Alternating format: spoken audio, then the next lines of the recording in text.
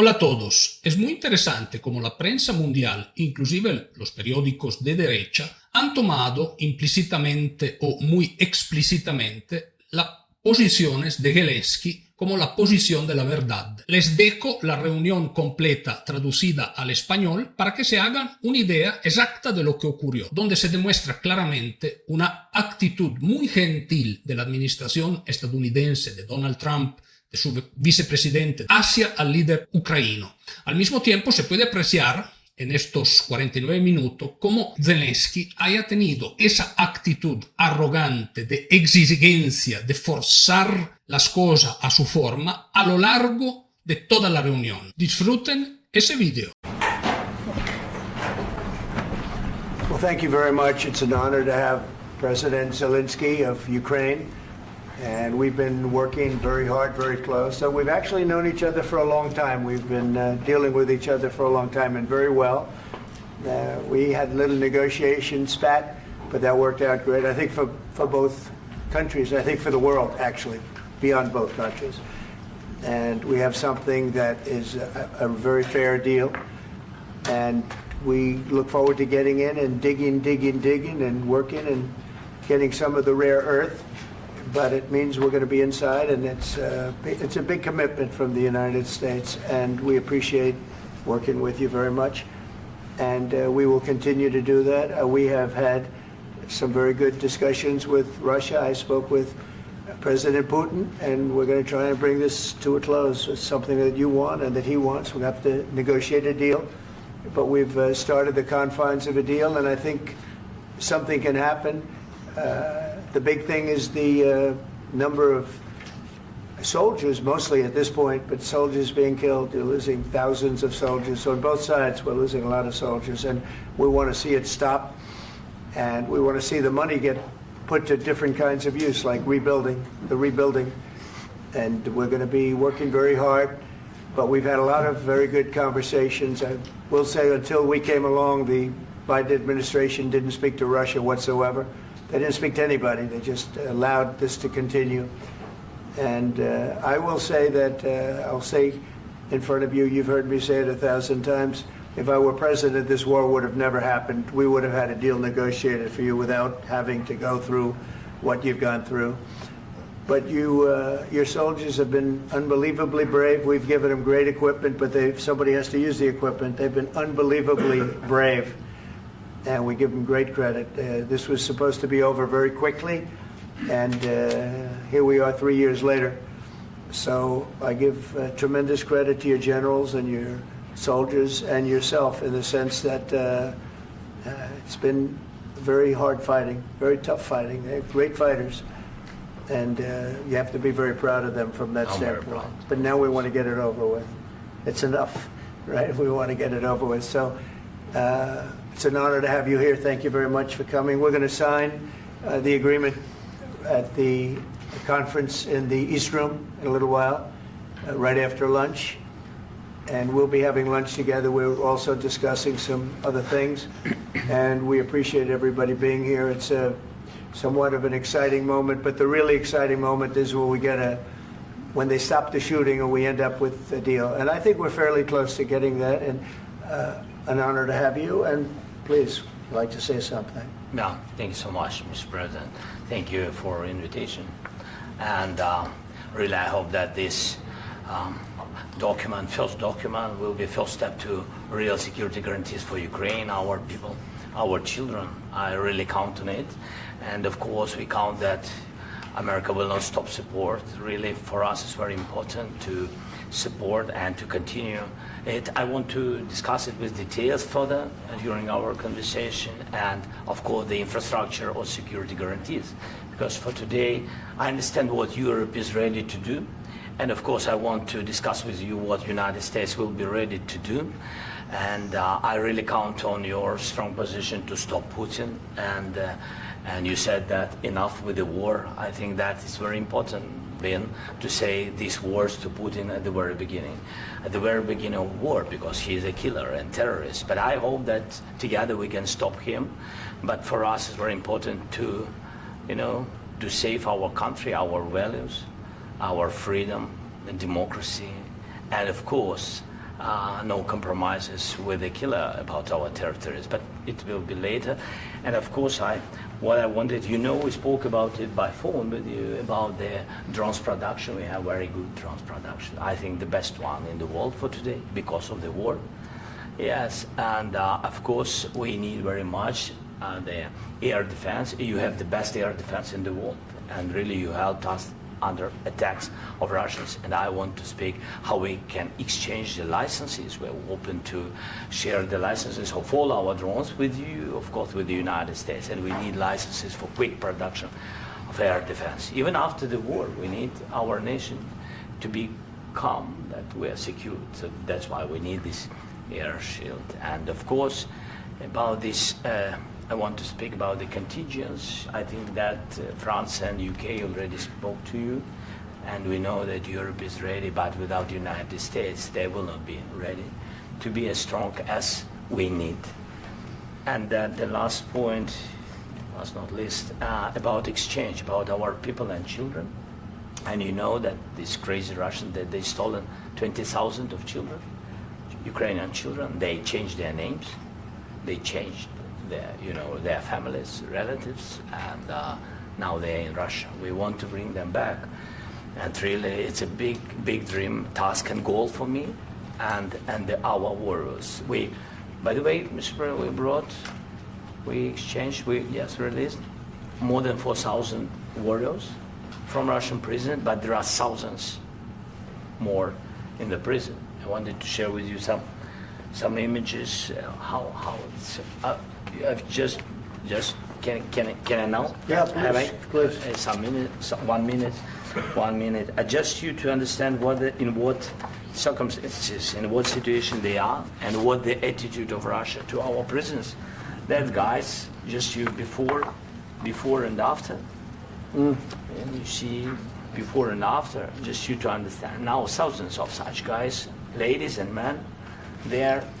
And so they don't eat, they beat them, and they do a lot of bad things.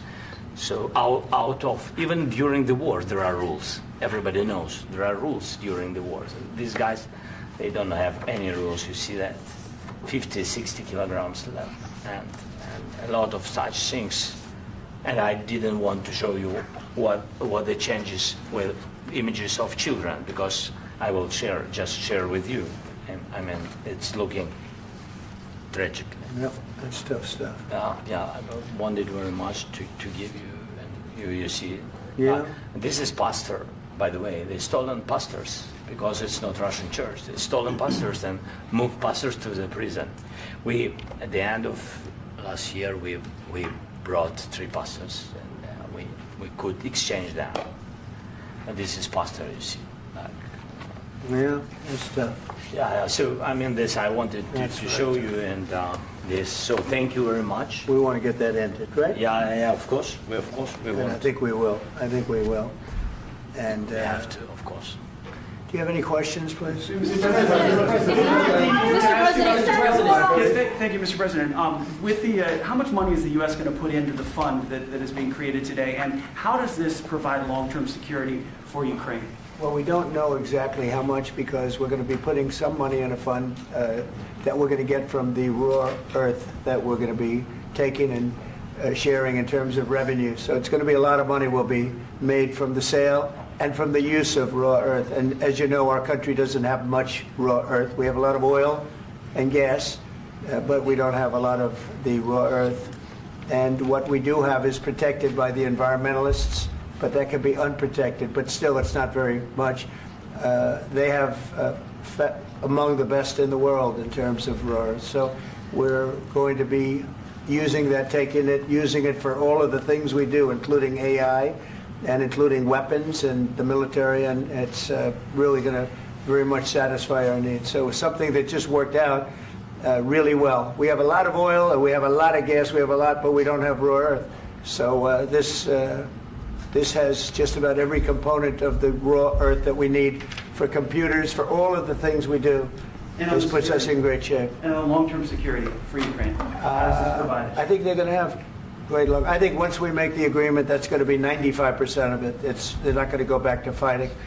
I've spoken with President Putin, and I feel very strong. I've known him for a long time, and I feel very strongly that they're very serious about it, and we'll make a deal. And when the deal is made, I don't think we talk about security. Everyone's talking about the other day. All they talked about was security. I said, let me make the deal first. I have to make the deal first. I don't worry about security right now. We have to have a deal, because right now, last week, 2,000 soldiers died on both sides. 2,000, and they're losing 1,000, 2,000, 3,000 a week. So as we sit here and we talk, people are getting shot and dying on the battlefield. And, you know, they're not American soldiers, but they're Russian soldiers and they're Ukrainian soldiers, and we want to be able to stop it. And we want to be able also to spend money on other things. We don't want to, this is a tremendous amount of money, and what the Biden administration did was terrible. They were giving money, but he had no security on the money. Europe, as you know, gave much less money, but they had security. It was in the form of a loan. They get their money back, and we didn't. And now, at least we're protected, because the American taxpayer has to be protected too. But this is an incredible agreement for Ukraine, because we have a big investment in their country now, and what they have, very few people have. And we're able to really go forward with very, very high-tech things and many other things, including weaponry that we're going to use in many locations, but that we need for our country. Mr. President, this allows us to do this. Will you continue? I'm sorry. Sending military aid? Yes, go ahead, please. If I can just, yes. In the document, there is one of the very important points. If we speak about business and investment, we never had LNG terminals in Ukraine. This document will open. I mean, the next documents, but anyway, here we see in the framework, we see really goodwill for this. LNG terminals for us is very important, and I think for security of European continent. We have the biggest storage, gas storage. We have the biggest in Europe. Yes, yes, and we can use it. Use it for LNG. Use it for LNG, and we will do it. And really, we can help Europe, because Europe really helped. President Trump said that they made less support, but they are our friends, and they are our very supportive partners. They really gave a lot, Mr. President. They did. They gave a lot, but they gave much less. No. Much less. No. No. No. Okay.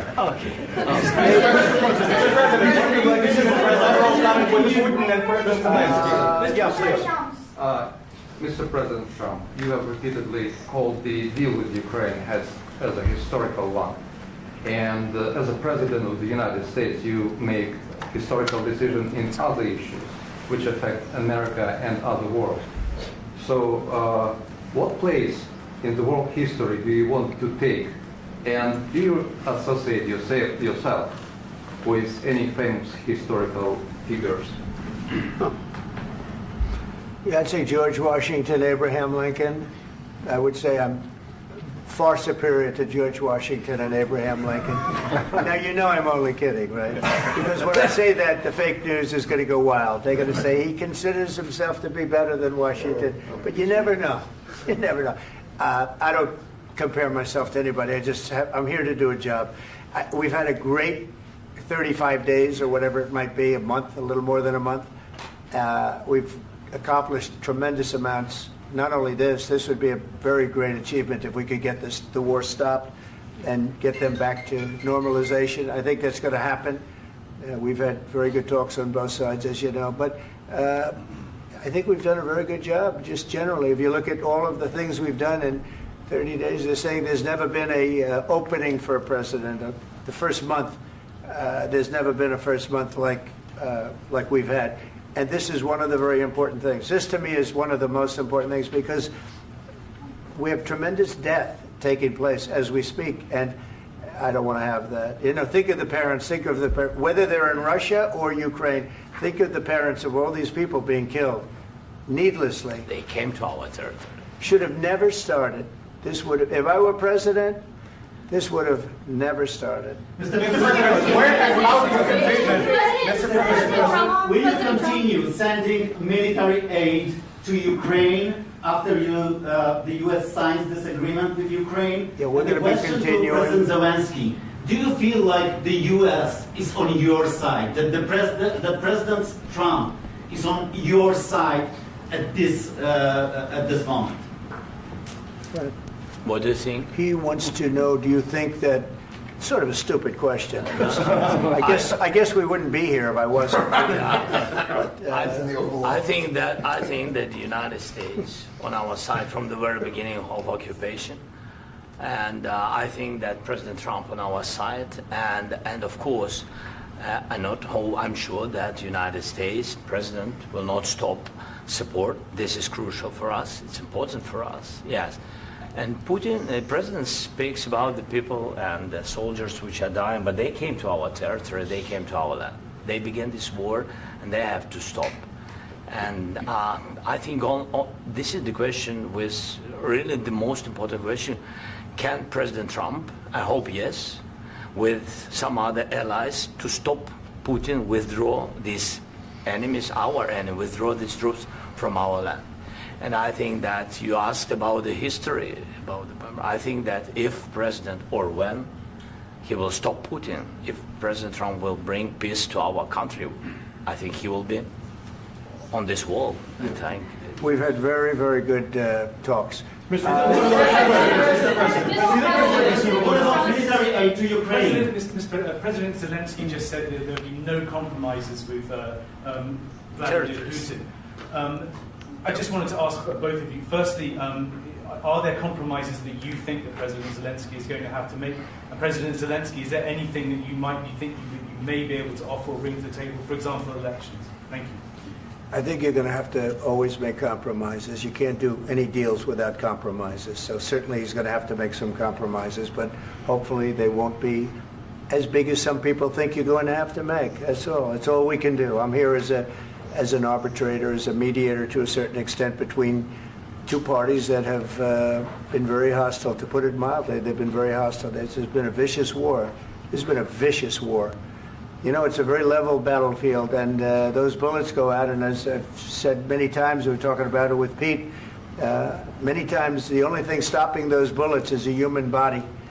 And in the case we're talking about, generally young human bodies are stopping a lot of bullets. It's dead level. That's why it's great farmland. It's great land. It's great farmland, but there's very little protection against the bullets that are being, and other things that are being shot.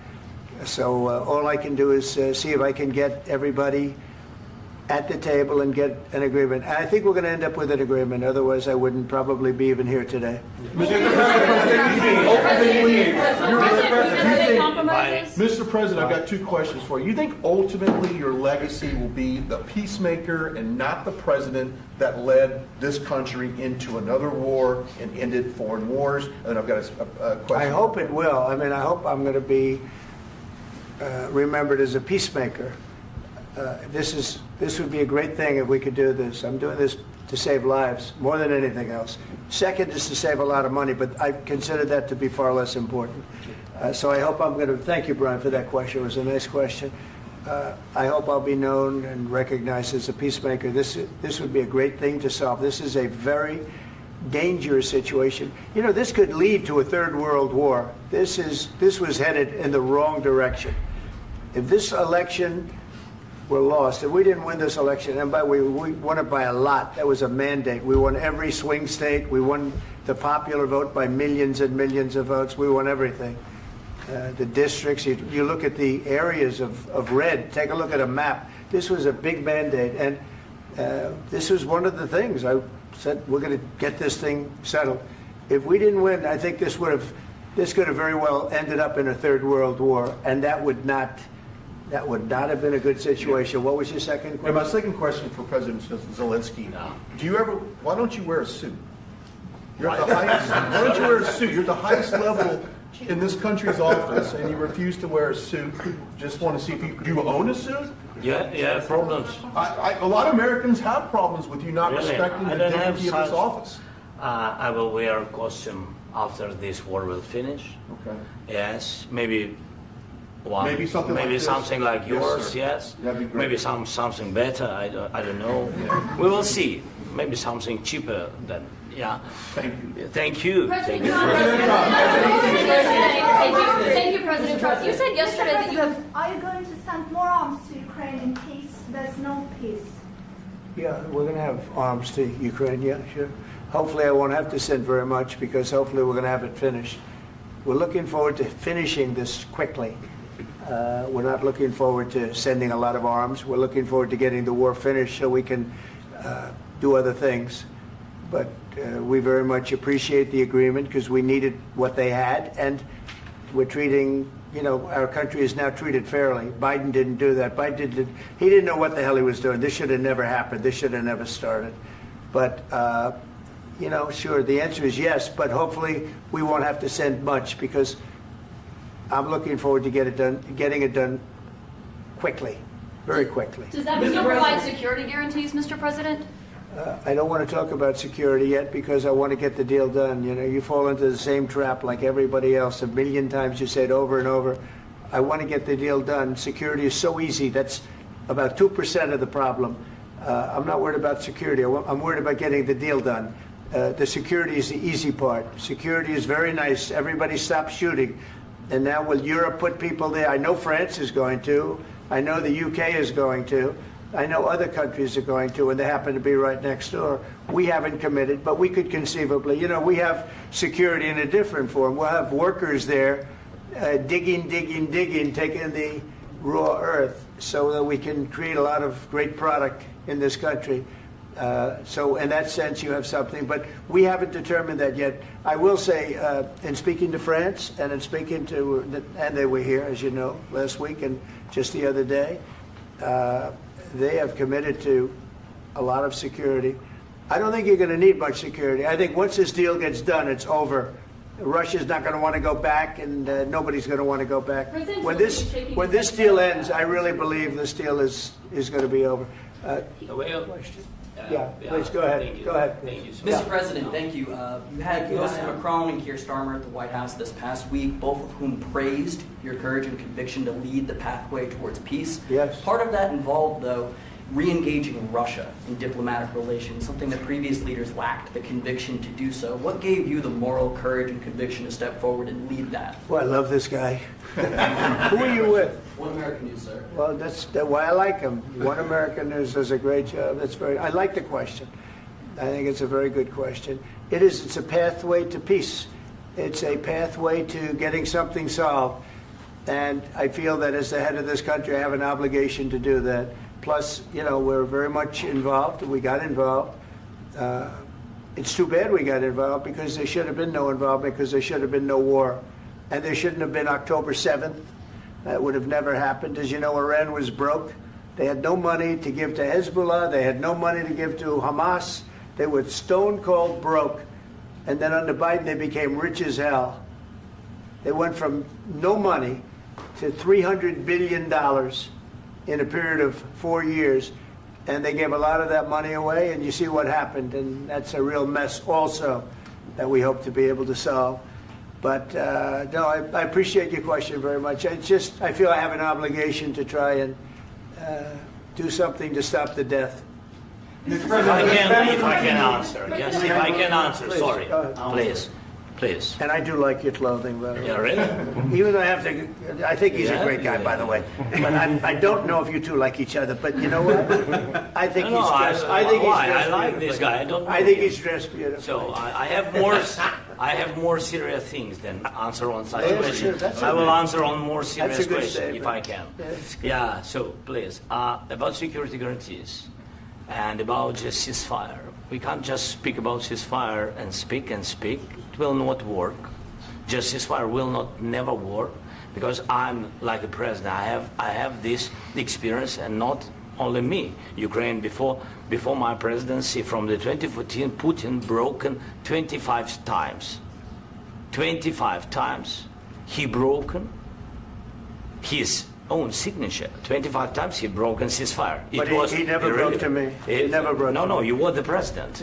You were the president during. He never broke to me. In 2016, you've been the president, Mr. President. You've been the president, but he had, of course, not with you, but he had during those periods. He had conversations with our side, And we had Normandy format, you know, the France, Germany, Ukraine and Russia. And he broken 25 times. That's why we will never accept just ceasefire. It will not work without security guarantees.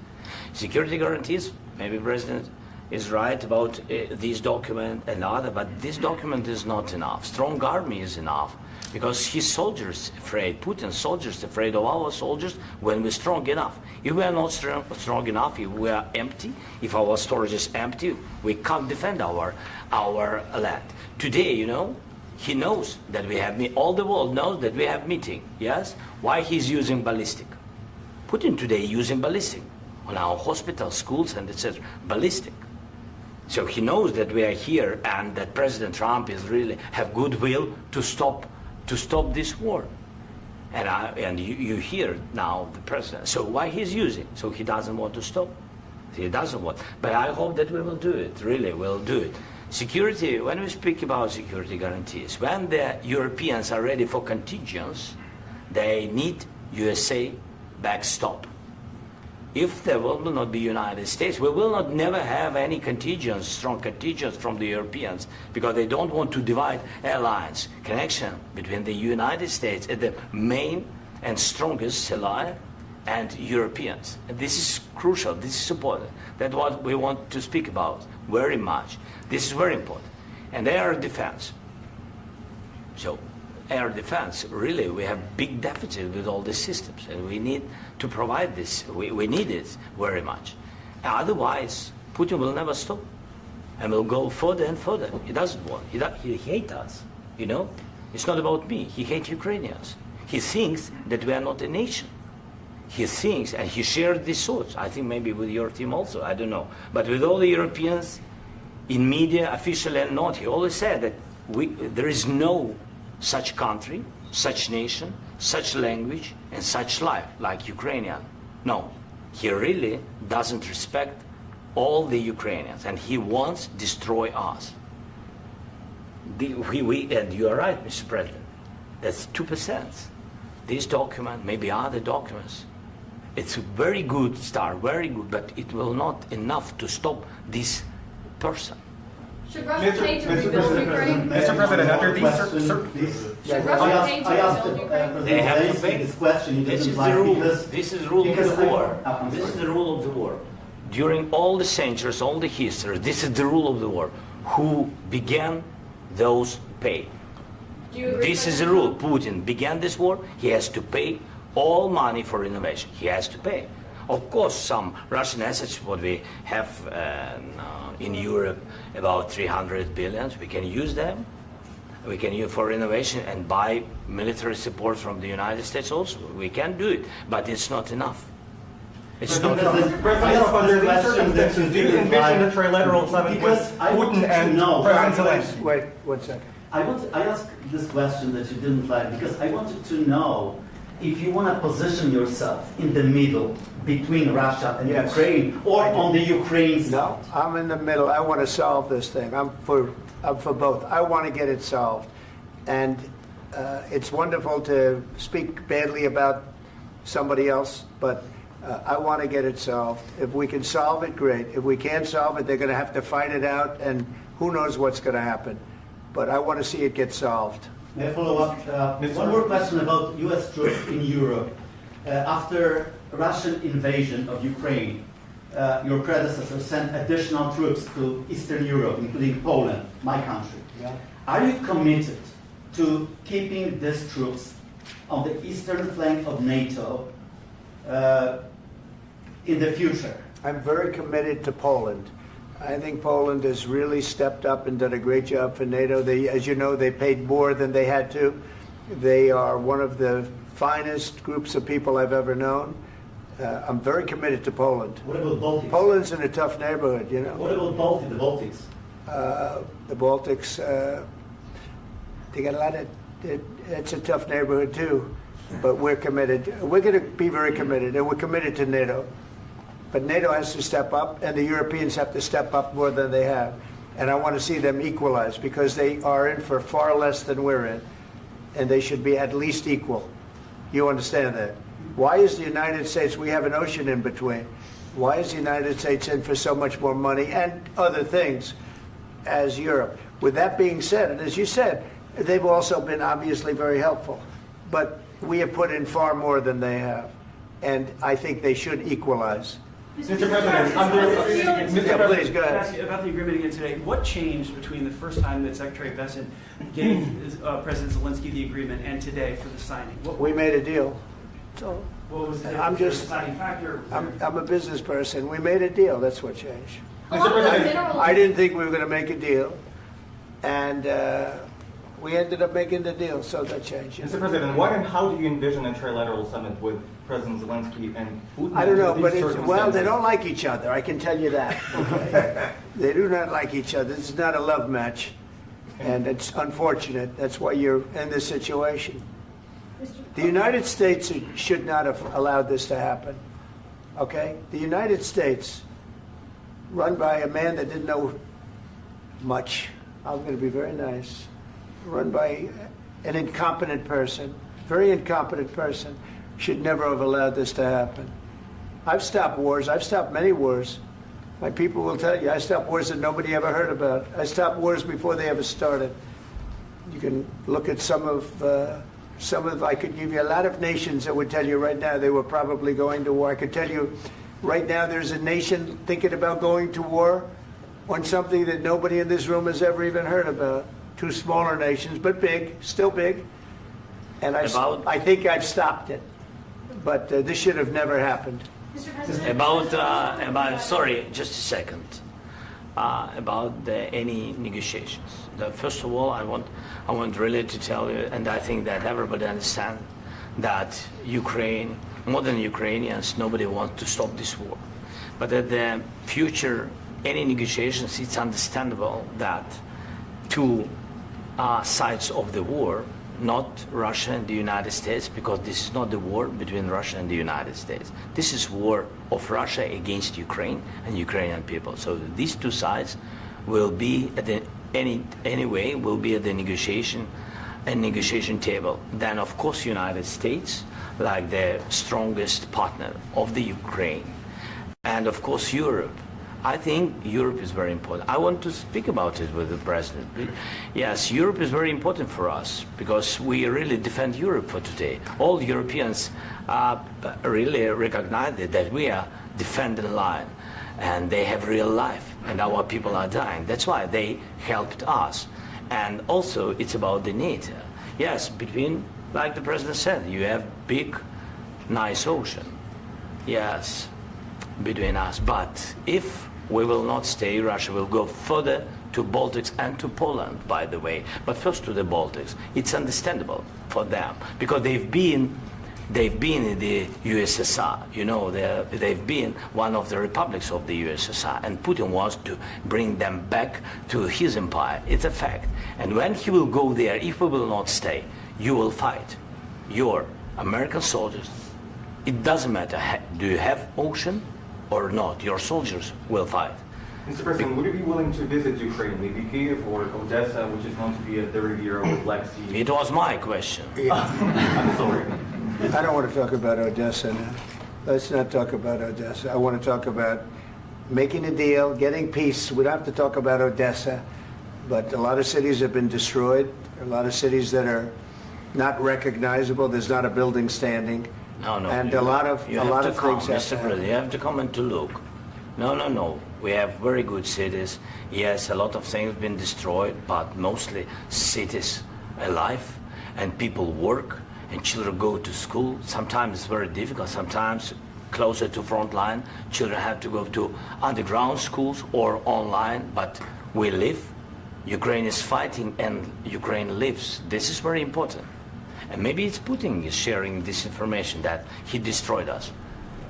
No, he lost 700,000 people, 700,000 soldiers. He lost everything. Yes. So. Mr. President, one more. I mentioned Poland. Please, go ahead. When did you last speak with President Putin, and what did he say that? A couple of days ago. And what did he tell you that gave you the assurance that he wanted peace? Well, that's what I do. My whole life is deals. I know pretty good. And I've known him for a long time. I've dealt with him for a long time. he had to suffer through the Russia hoax. You know, Russia was a hoax. It was all Biden. It was nothing to do with him. So he had to suffer through that, and he was able to do that. I think that he wants to make a deal, and he'd like to see it end. That's all I do. That's what I do. My whole life, that's what I do, is make deals. And I'm in the middle of a mess, because this is a real mess. It's a very dangerous one. If this doesn't get solved now, it's not going to get solved for a long time. So I hope we're going to get it solved. In the back, please. Thank you, Mr. President. Prime Minister Starmer claims repeatedly that his government believes in free speech and was not engaged in censorship. But his country's government arrests people for memes and thought crimes, and even more worrisome is pressuring American companies to censor Americans on its behalf.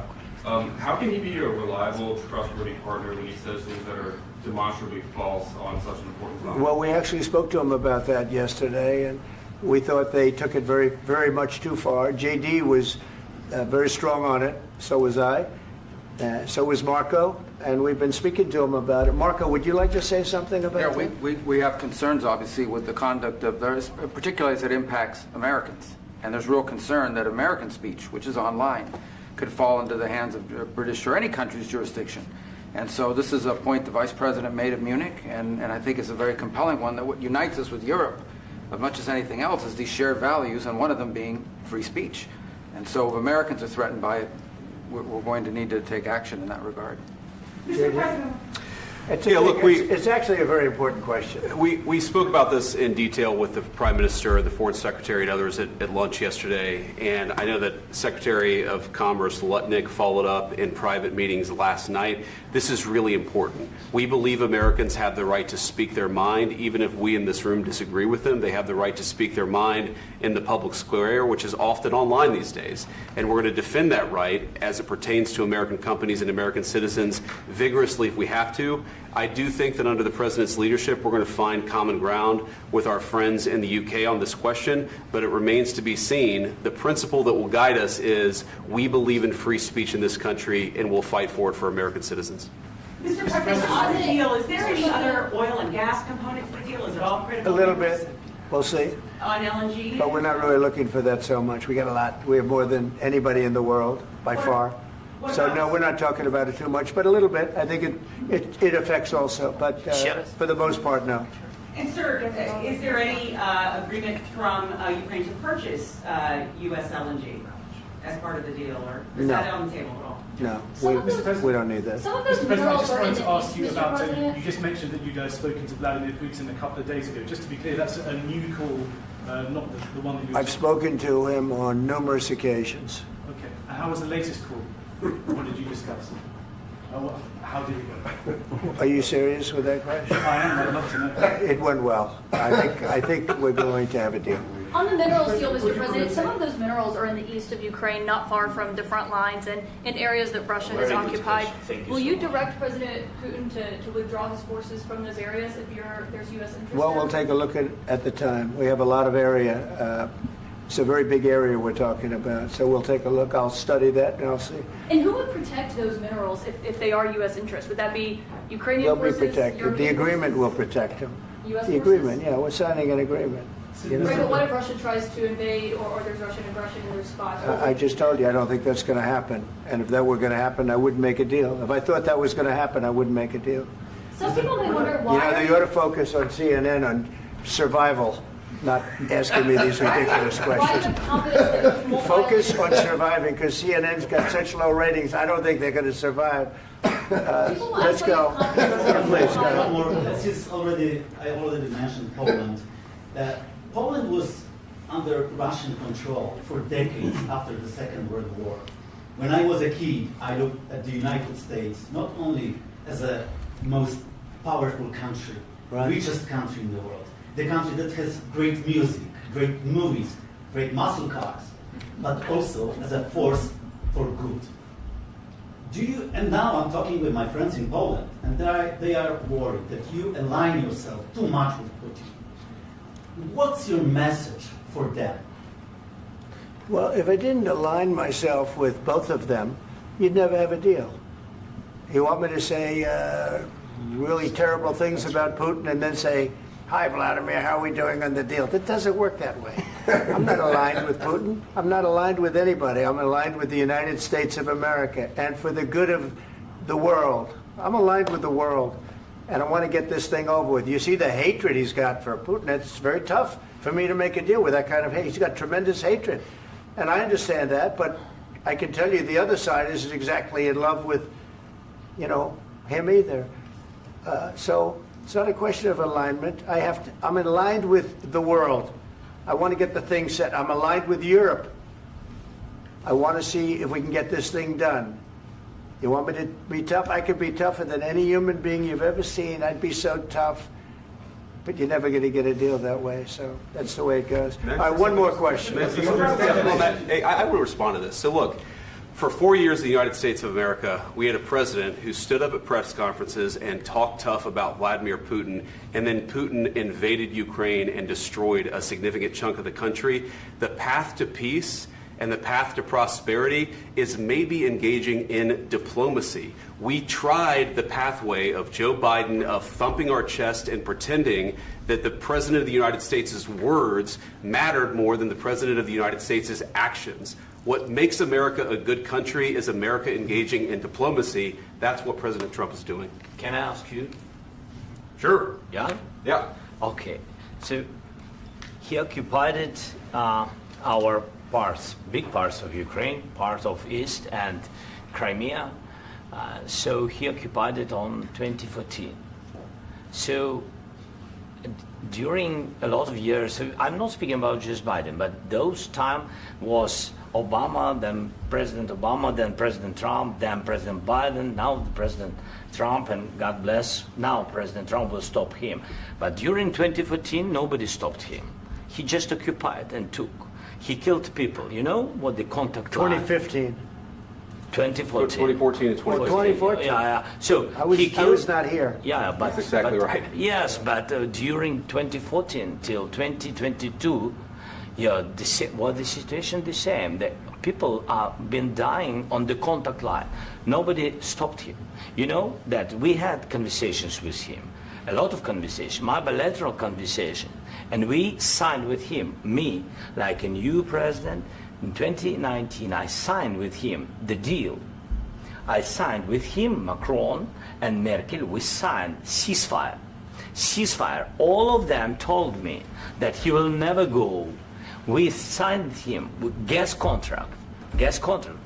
Yes, but after that, he broken this ceasefire. He killed our people and he didn't exchange prisoners. We signed the exchange of prisoners, but he didn't do it.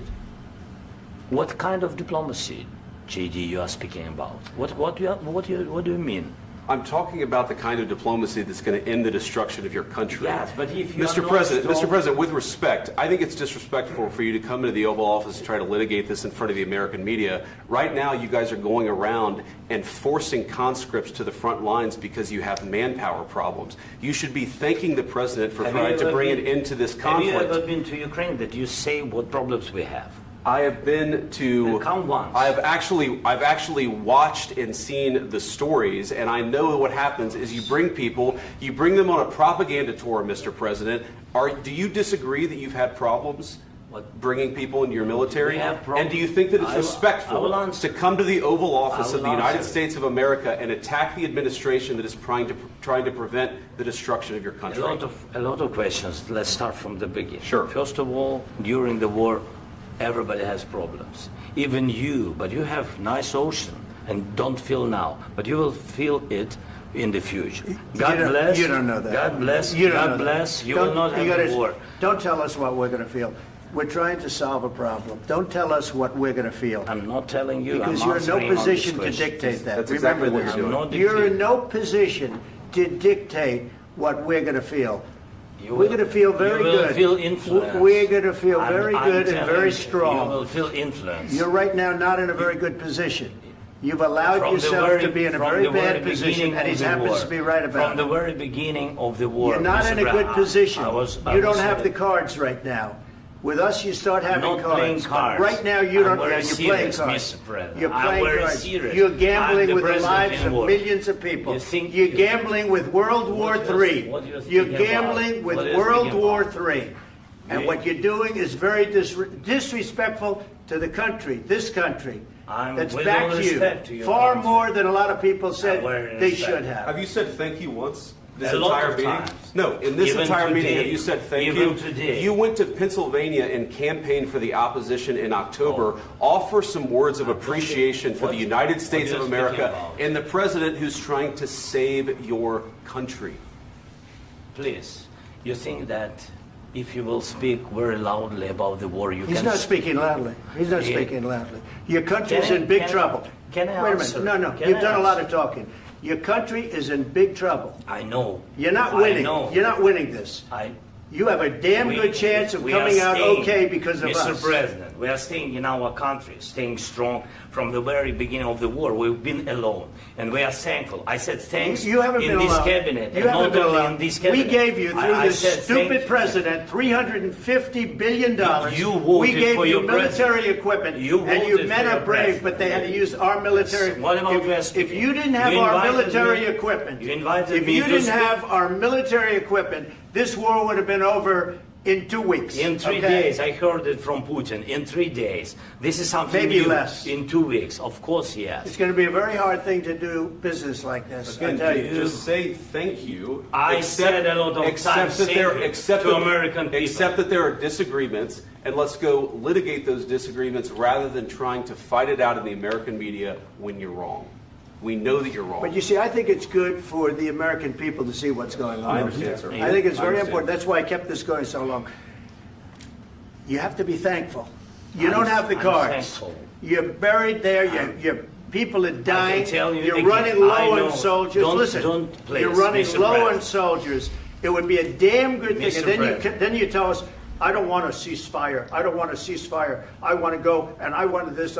Look, if you could get a ceasefire right now, I tell you, you take it so the bullets stop flying and your men stop getting killed. Of course, we want to stop the war. But you're saying you don't want a ceasefire. But I said to you, I want a ceasefire. with guarantees. Because you'll get a ceasefire faster than an agreement. Ask our people about ceasefire, what they think. That wasn't with me. For you what, that what wasn't this with me. means.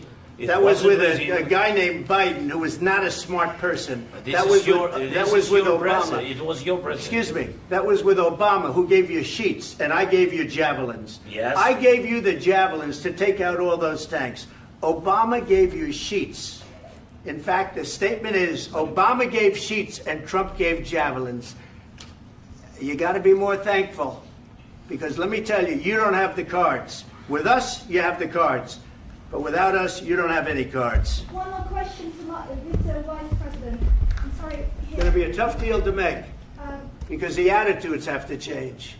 What if Russia breaks ceasefire? What if Russia breaks peace talks? What do we do then? I understand that it's a heated conversation right now. What are you saying?